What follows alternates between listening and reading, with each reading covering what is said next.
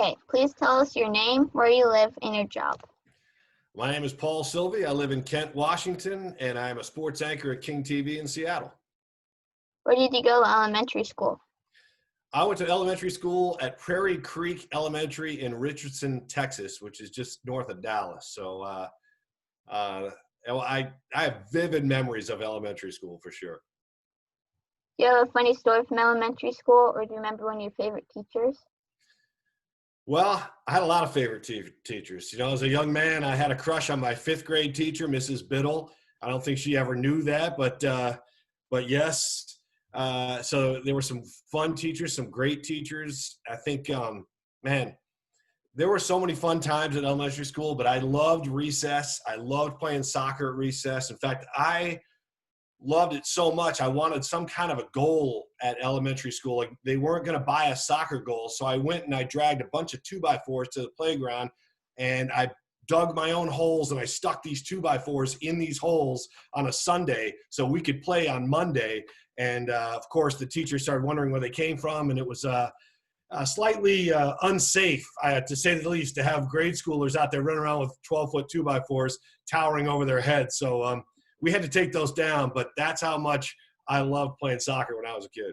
That's funny. When you were younger, what jobs did you grow up thinking that you liked to do when you got older?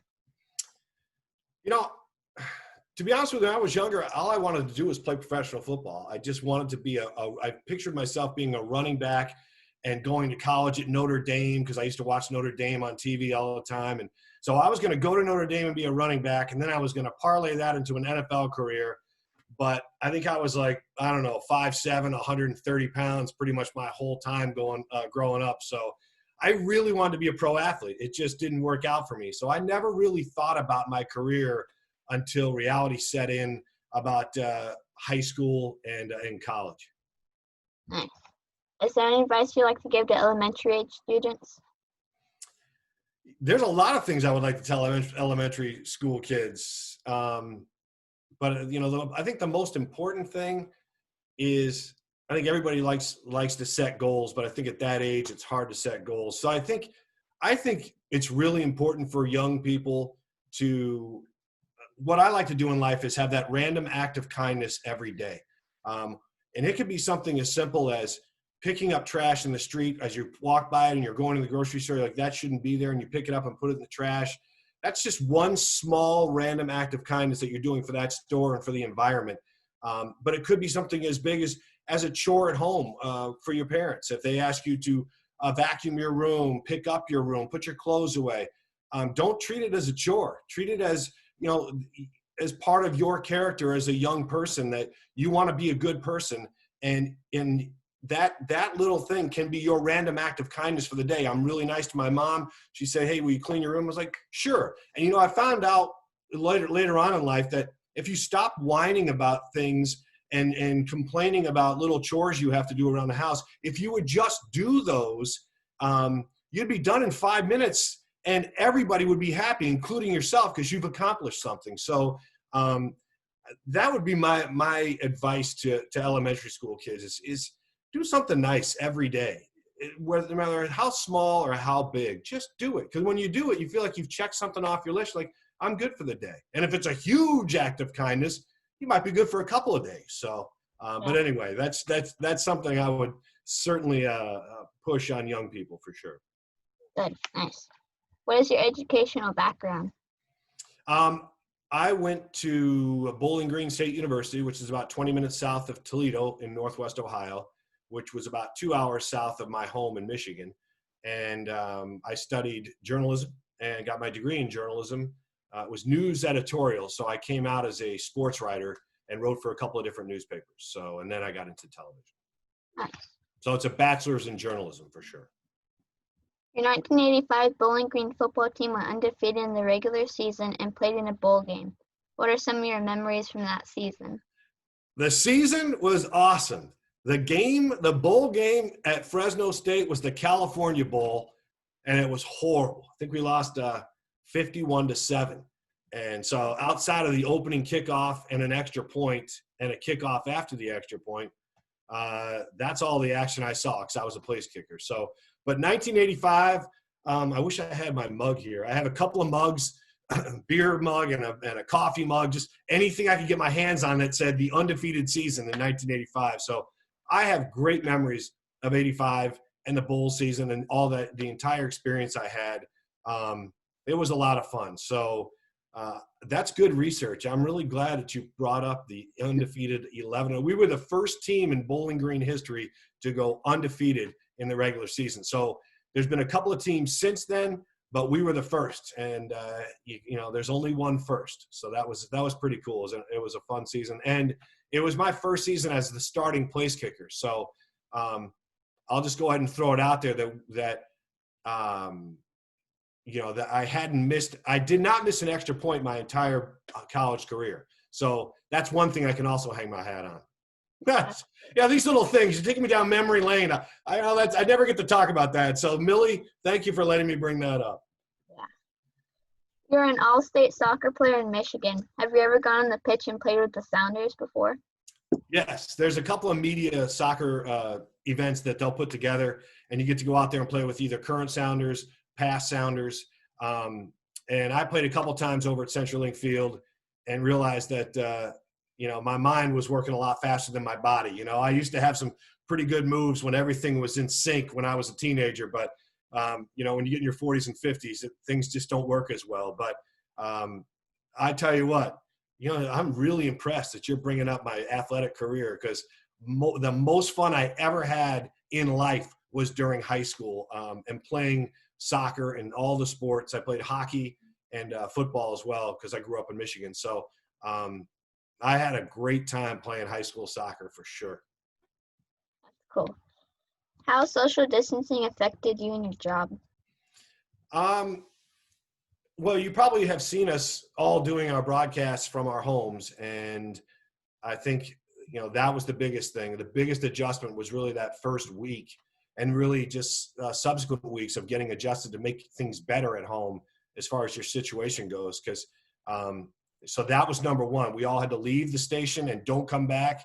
We may not be back till mid-July at the earliest. So that was the biggest adjustment, is having to set up your workspace at home, doing your sportscast from your deck or outside, because most of our live shots as sportscasters are out in the elements. We're at stadiums, we're different sporting events.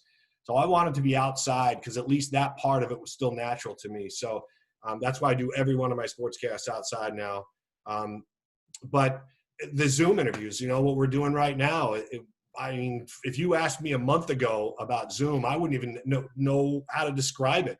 And now I feel like I'm almost a veteran at it, because I do a lot of my interviews like we're talking right now. And I get to talk to a lot of pro athletes and college athletes. And it's actually made them more accessible, because they're home too and they don't have a lot to do. So it's like, hey, would you mind spending 10 minutes on Zoom with me?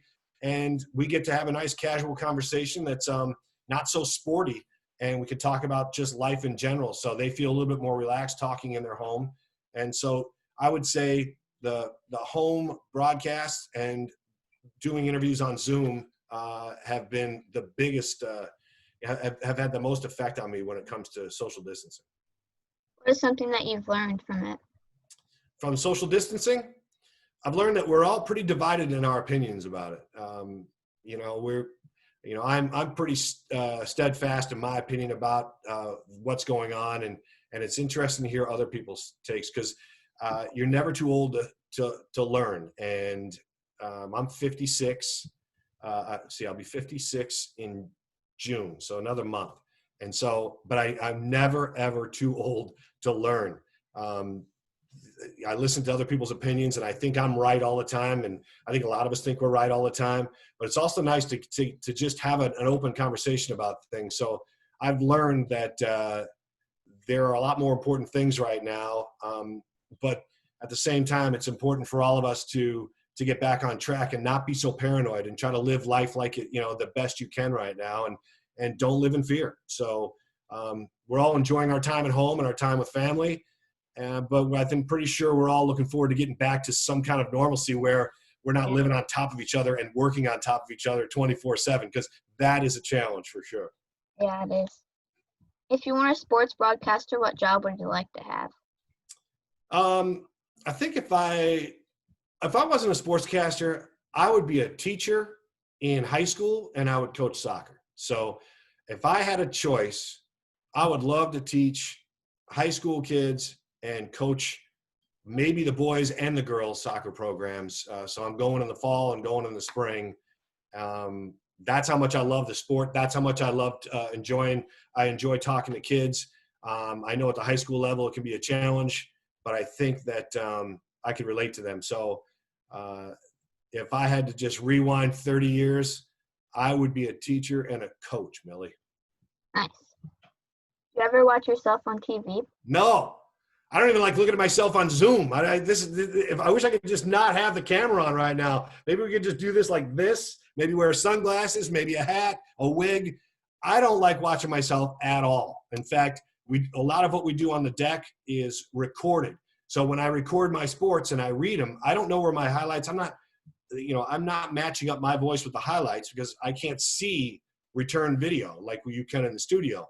So I know when to slow down and speed up on highlights. This is just me reading with enthusiasm, and my producer will match it all up with the highlights after we're finished recording it.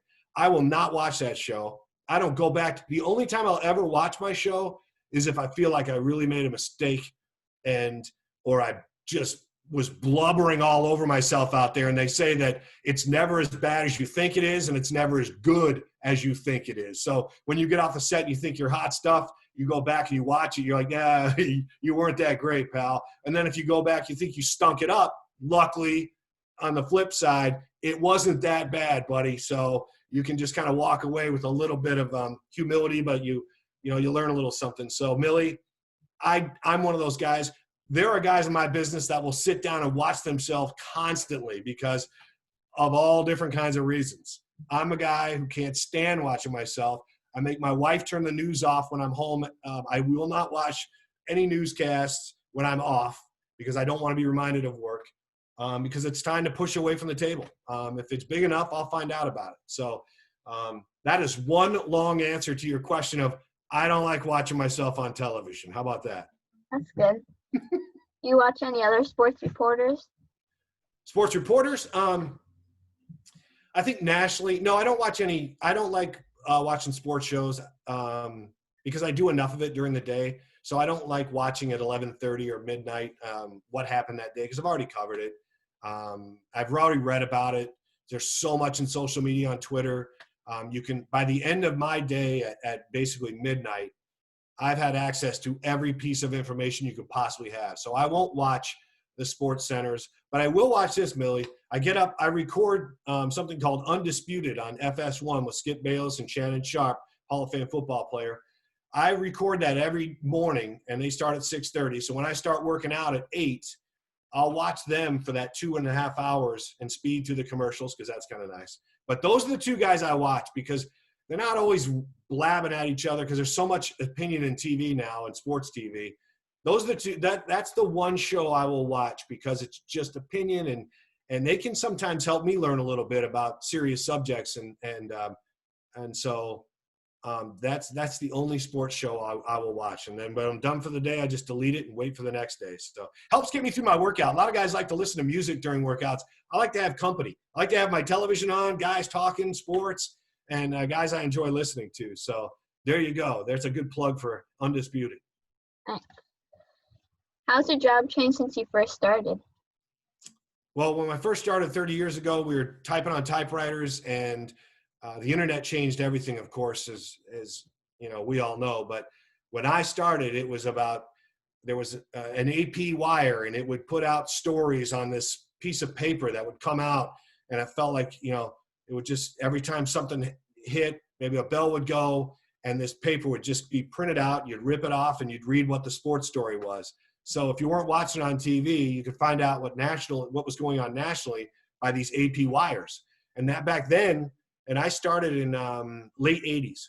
So back then, that's all we had. So that the biggest change has been going from typewriters, and you know, we have prompters, which are computer run now. So we have a prompter operator. Now we run the prompters ourselves with our hand. So it went from taping pieces of paper together, which were your scripts, and running them under some kind of overhead projector that we would read, to running your own prompter with a little hand thing, or you can do it with your feet, and that's on a computer in front of you. So that's those are two or three huge changes in this business for sure.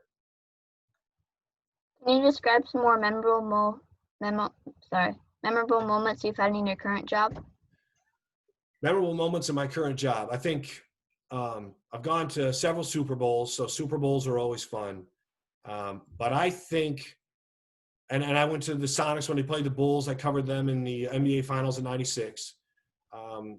But I think of all the big things I've done in college games I've gone to, I think the most memorable and most fun moment I ever had was being in the Bronx for the Mariners playoff series with the Yankees, back when they beat the Yankees and then came back to the ALCS to try to beat the Cleveland Indians. And that season was awesome. So it was a '95 season. So I had the most fun sitting in Yankee Stadium, the old Yankee Stadium now. So it had a lot of classic characteristics about it. Most fun was sitting there, listening to Yankee fans yelling, cursing, just having a blast. And there are thick accents, and they were so into baseball and still are.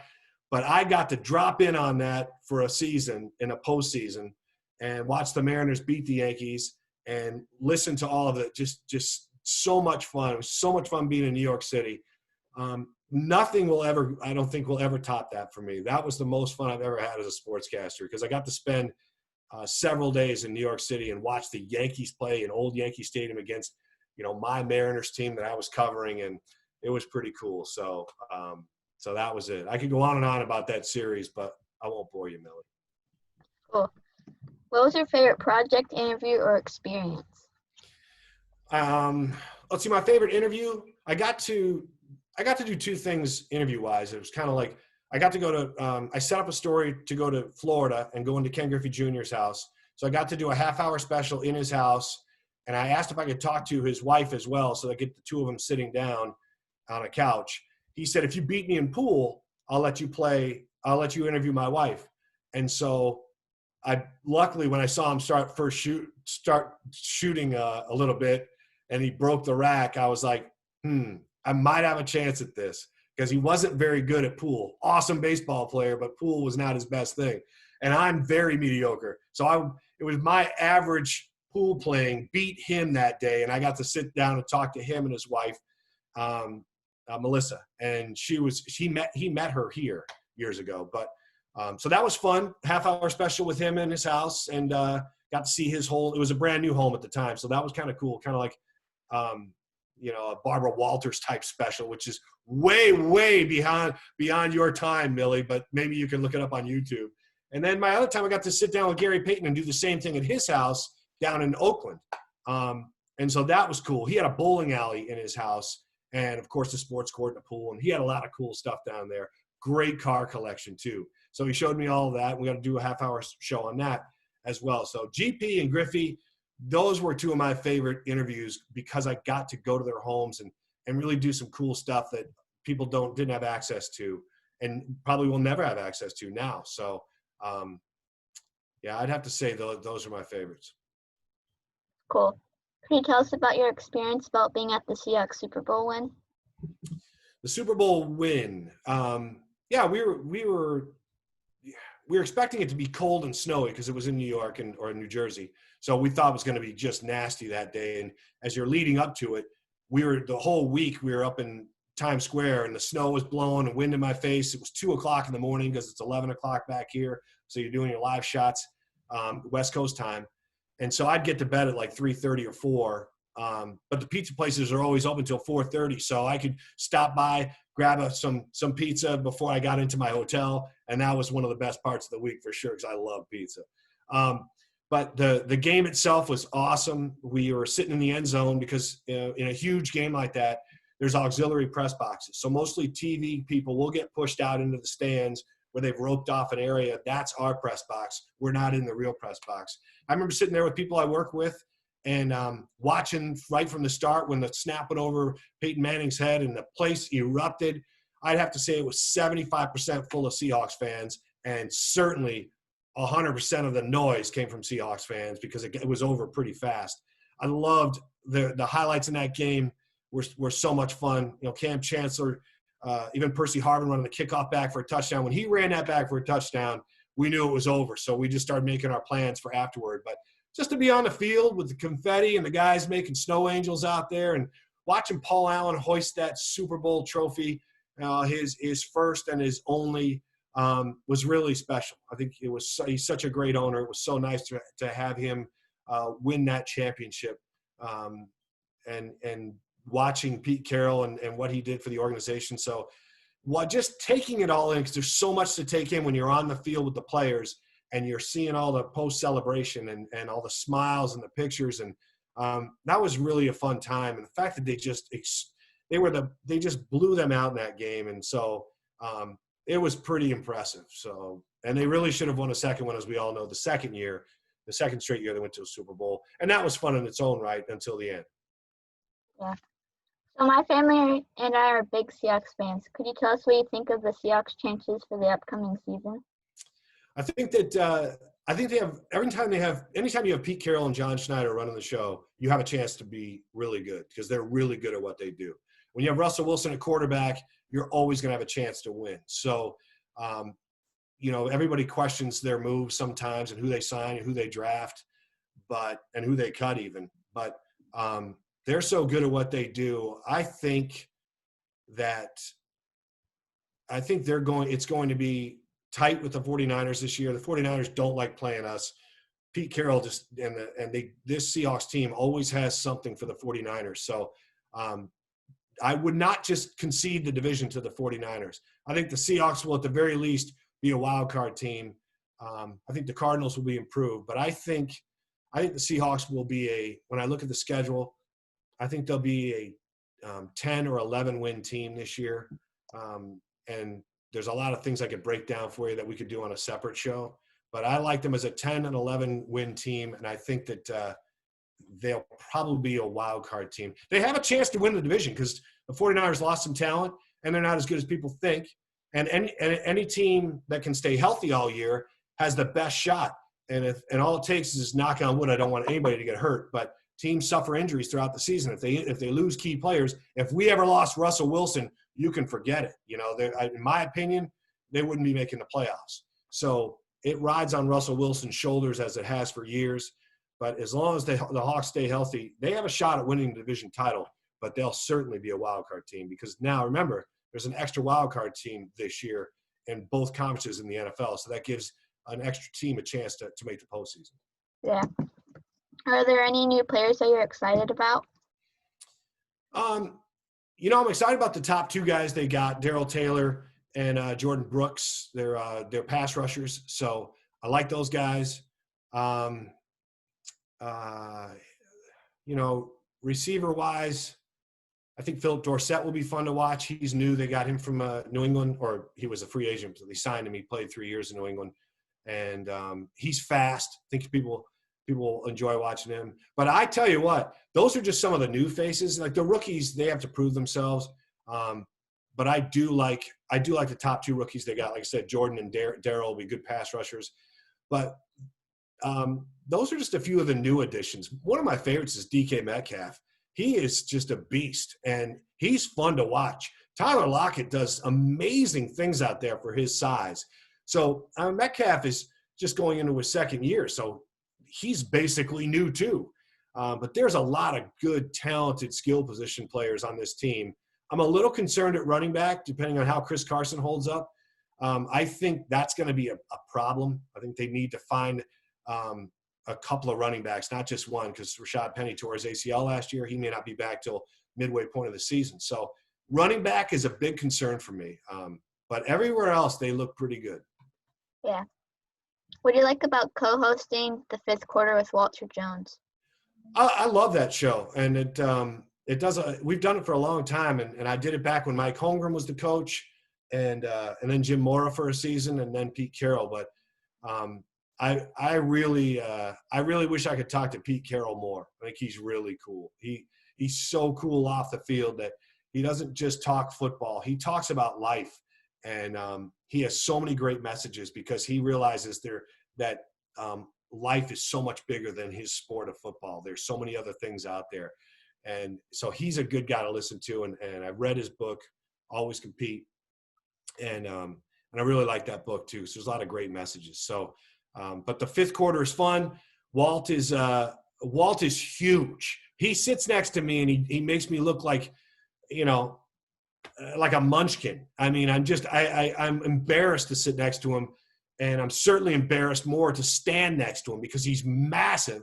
And at least I have a fighting chance if we're sitting next to each other, and maybe you pull us apart a little bit with social distancing.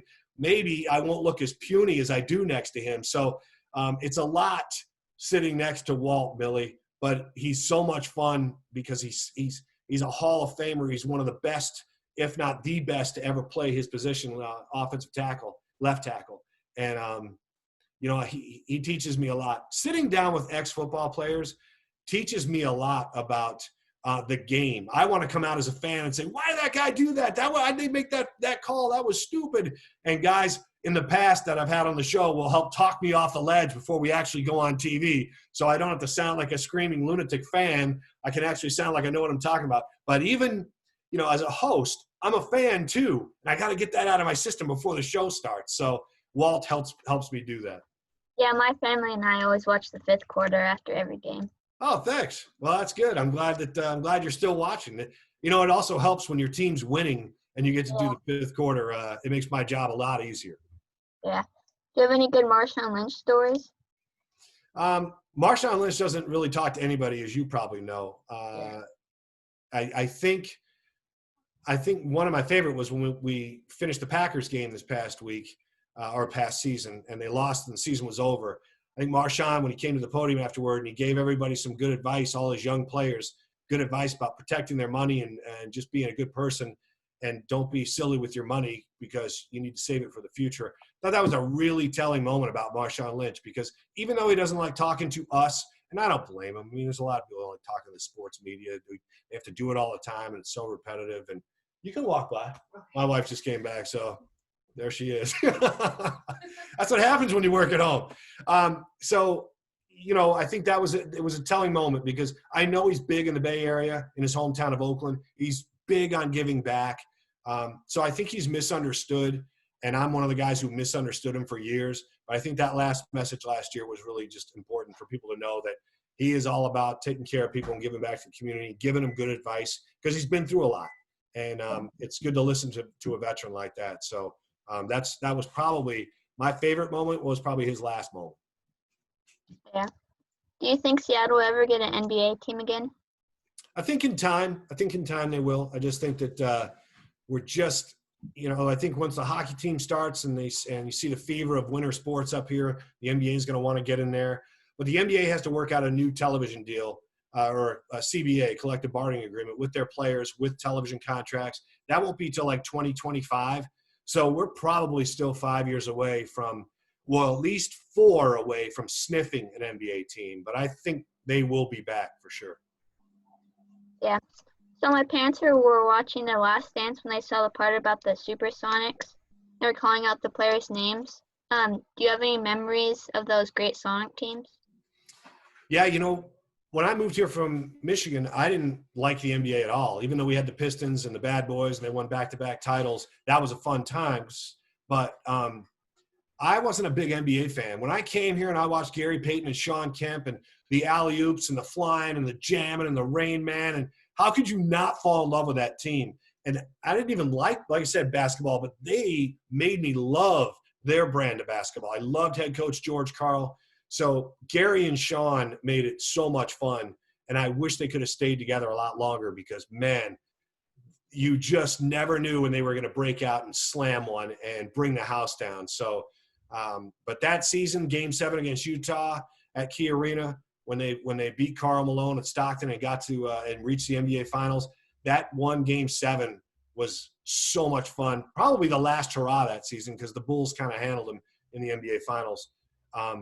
But, that was a great season. I remember doing the post-game show because the game was on NBC, and a lot of those games. And I remember doing the post-game show, and Jordan came by, and he rubbed the top of my head just because he's 6'6" or whatever, and I'm just a little 5'9" guy. So he walked by on live TV, and he gave me a little, whatever, just a little contact. And that was I'm a young sportscaster at that point. It was a 96. And I thought it was really cool. I turned around to see who it was. And it's like Michael Jordan looking back at me smiling. I'm like, he didn't know me. I was just another sports guy. But to me, Michael Jordan hit my head. I don't think I washed my hair for 3 days. I mean, it was awesome. So that's one of my memories from that series for sure. Cool. What are your expectations of Seattle's new hockey team? Well, the way they do things now with Vegas, the last expansion team, I think they're going to be good. I think there's going to be a lot of good talent available. I think they'll have a good draft. They'll get players, supplemental draft. They'll pull players from other teams, so there'll be veterans on this team instead of just rookies. I think the way they do things now, as far as expansion goes, they give the expansion teams a fighting chance. So I think that their home is going to be state of the art. Their practice facility will be state of the art. I'm looking forward to them competing, and not only them competing, but I'm a Detroit guy and I'm a huge Red Wings fan. So to have the Red Wings come to Seattle once a season, or maybe even twice if I'm lucky, it's going to be pretty cool. That's must-see television. That's a must-see game for me for sure. So it's going to be cool to see all these teams I watched forever as a kid, because I was a huge hockey fan growing up in Michigan, watching them come through our city and being able to see them again and kind of, reignite my passion for hockey is going to be pretty cool. Nice. Do you think that we'll see any Major League Baseball games this season? I think you'll see a shortened version of it. I'm always the optimist when it comes to these leagues restarting. So there's some players are pushing back right now, but I think you'll see in some form some kind of a baseball season, maybe with half the games. The latest proposal was 82 games. So that might be what we see. But all I know is it's going to be great to see all of these leagues. We're seeing golf come back this weekend, and we're seeing NASCAR come back. We're seeing some of these leagues take baby steps, and I think they're all going to follow each other down that road, and we're going to get back to seeing sports again on television. So yeah, hopefully. Yeah. Since we live in a small community, would you like to give any advice to the graduating class of 2020? You know what? First of all, I'm a big Acosta fan. I drive by there a lot. My mother-in-law used to live in Westport, so we would drive by there a lot, and I would take in just how small and quaint the school was, and the fact that everybody went to school in that one building. I just thought it's really cool to drive by there and say, I think there's a state championship sign out front, and you look at the year, and gosh, I can't even have 60s or 70s or something like that. It's just kind of cool to see all that. So I'm a big fan of your school, first of all. But a graduating class, I would say two things. Don't think you have to go to college right away. If you think you need to take a year off, take a year off, and you've just gone through all your 12 years of schooling. Take a year off, take a step back, and see maybe what you really want to do, because it's a very expensive run if you go to college. I know, because there's student loans piling up all around me. I have 4 kids. 3 of them went to Central Washington, and there's a lot of debt involved in that. And 2 of them aren't even using their degrees, which is fine. So I would urge young graduates to rethink the college thing, and make sure you really want to go before you get saddled with all that debt. It's very expensive. And so rethink it. It's not automatic that you graduate and go to college. That's kind of an old way of thinking. Graduate, take some time to think. If you want to go off to school, go for it. But there's so many business or career opportunities in the trades now with electricians, plumbers, all of that. So there's a shortage of those. So if you take a year off, you can kind of see what you may want to do, and maybe where there's a need for people to, for employees. So that's one of my recommendations for sure. But my other recommendation for graduates, as you get older in life, hold yourselves accountable. If you make a mistake, own up to it. If you make a mistake, learn from it and move on. You're going to be going in the work world. You're going to be the rookie. You're going to be a young worker. You're going to make mistakes. Don't repeat the mistakes. Learn from those mistakes and keep excelling in that field that you chose. But if you make a mistake, own it. It's fine. They're expecting you to make mistakes. They're also expecting you to learn from those mistakes. Please don't make excuses for yourself. Don't put it off on somebody else. Don't pass the buck, because they all, the people that you're passing the buck to, they kind of know it's your mistake to start with. Own it and say, and find the solution. Okay. There's a solution for every problem. Be that person that stands up and owns your mistake and move on. So hold yourself accountable in life. There's nothing wrong with it. You will become a better person, and you will be you'll have much stronger character. So that would be one thing I would definitely recommend and push on a graduate. Don't be afraid of making mistakes, and certainly learn from them. You'll be a much better person. Yeah.